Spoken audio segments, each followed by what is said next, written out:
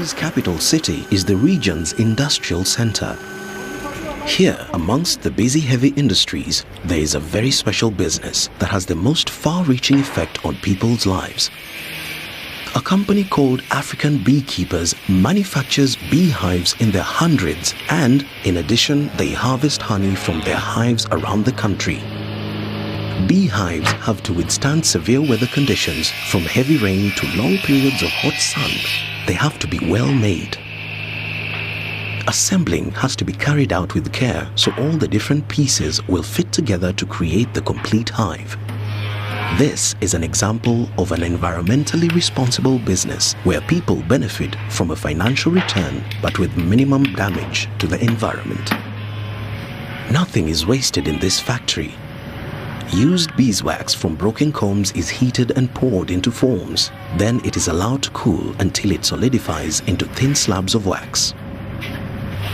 Next, the slabs are fed through a press that has the exact indentations of a bee comb. The wax is strong and very pliable, so the end result is a long mat of comb.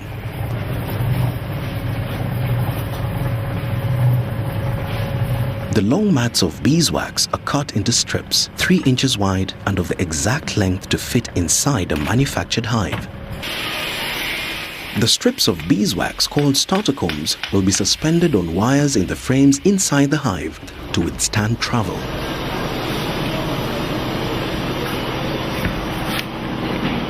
Finally, the wires are heated momentarily with an electric current so the wax melts onto the wire.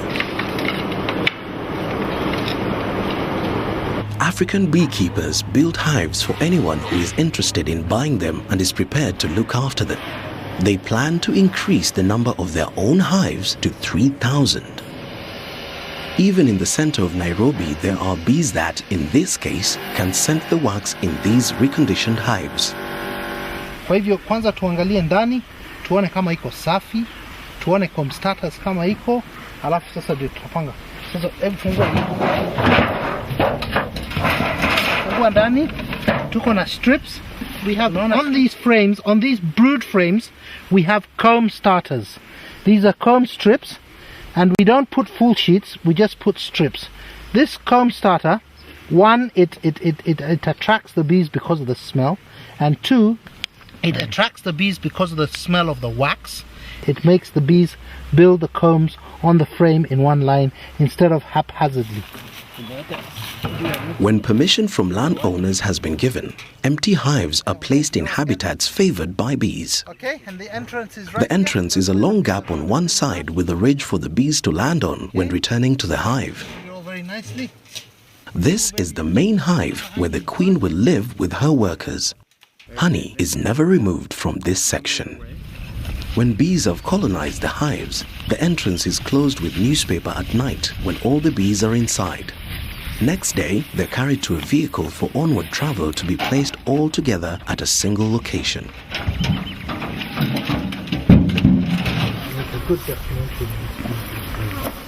In some countries where bees have been destroyed by chemicals, bees have to be brought in on lorries to pollinate the crops and then moved on again after they have performed their vital work. In Africa, we are fortunate to still have enough bees left that have not been destroyed by insecticides. We should keep it that way. As long as there are flowers in the area, the bees will immediately begin building new combs and rearing young. That's a line of 60 hives and well over 2 million bees. If one thinks about it, that is a lot of pollination taking place and a lot of honey being produced at the same time. Periodically, the African beekeepers' teams check how well the bees are progressing with making honey. The combs in the bottom section of the hive are never removed from the frames. The frames are allowed to fill up, and this is where the queen bee lays her eggs and the young are cared for. All the frames in this hive are full. It shows there is a strong and healthy queen in residence, and there are plenty of flowers in the area. It's time to start the next stage. A second section of hive, called a super, is placed on top. There is a gap inside between the two sections that the queen will not cross. The worker bees fill up the frames in the top section, but without the queen to lay eggs, there will be no larvae, so the honey will be quite clean. Special clips are used to stop baboons from raiding the hives, sometimes at night when the bees are quiet. The bees know the queen is inside and will quickly re-enter the hive. Later, when the bottom half is filled with combs, it is likely the top sections, the supers, will also contain honey.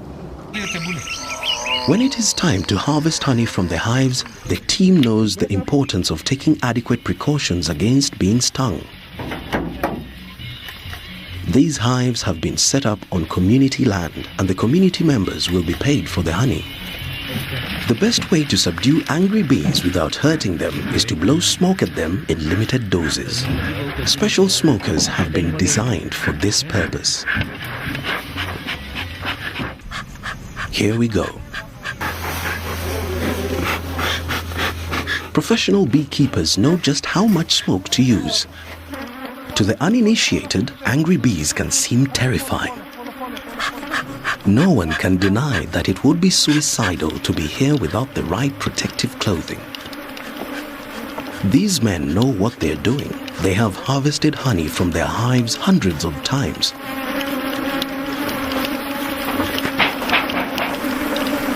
As more hives are opened, thousands more bees come out to defend them.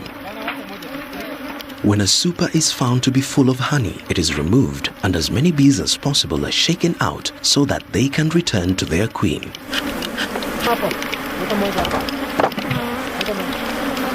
In cases where the number of bees and the amount of honey warrants it, 2 supers are added.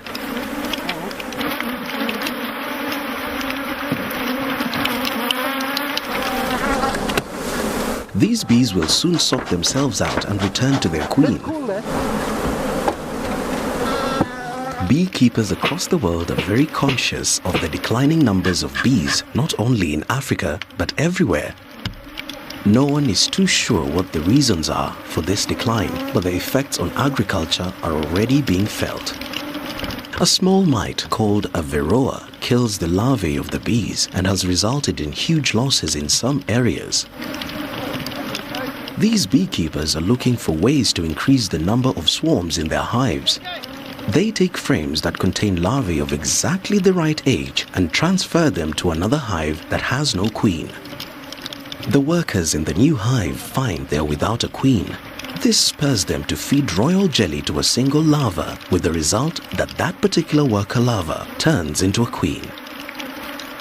The empty spaces in the original hive are filled with new frames containing starter combs, so the queen will begin laying eggs within a few days. Then the beekeepers will have 2 complete swarms of bees.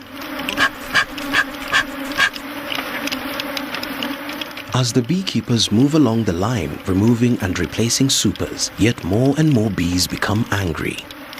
Very often beekeepers remove honey at night when the bees are confused by the dark. But with 1,000 hives countrywide, all producing honey during much the same period of the year, there isn't time to work only at night. Scientists and beekeepers estimate a healthy hive will contain 60,000 bees. At that rate, there must be several million bees swarming around the men.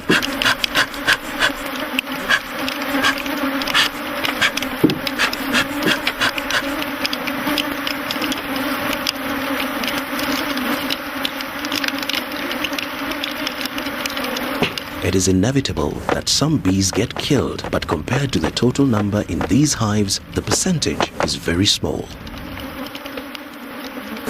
The supers are carefully stacked on the trailer after most of the bees have been given time to return to their queen. It would not be in the interest of the beekeepers to destroy bees unnecessarily.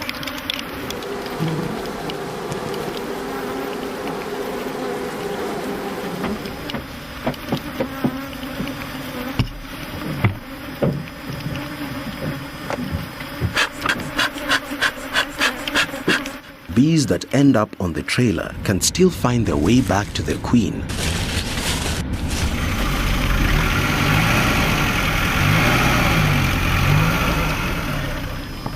Shedding bees all the time, they drive around close to the hives. Bees normally fly 4 kilometers from their hive to forage, so they will easily find their way back. All the supers containing the honey are marked and then weighed in the presence of a member of the community. The weights are entered in a book, so all the community members can see the results of the harvest. Once back in Nairobi, the supers will be weighed by themselves to give an accurate figure of the amount of honey. The bee stings embedded in this glove shows what would have happened if gloves had not been used. All that the community on whose land the hives are placed has to do is make sure the hives are not damaged or stolen.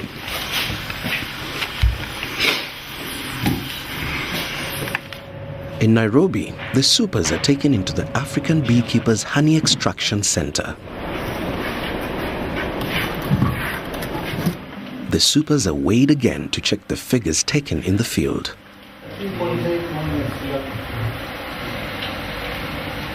A special machine removes most of the wax the bees have used to seal each storage cell in the combs.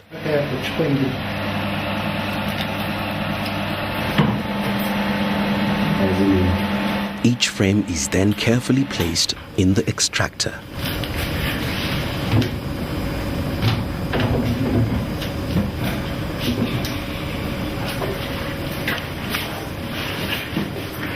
When the electric motor is switched on, the frames are spun at high speed. The honey will be forced out of the combs.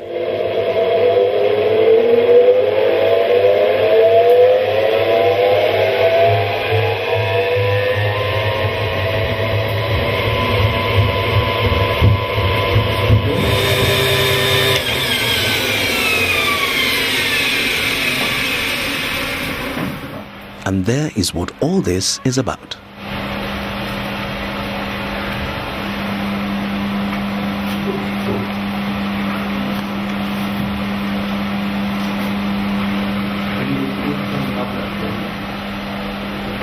The combs are now completely empty of honey. All the way along their length and on both sides, there is not a drop of honey left in the cells. The combs will be used again. The amount of honey produced by so few hives is staggering, and one can only imagine how much work the bees have put into producing it.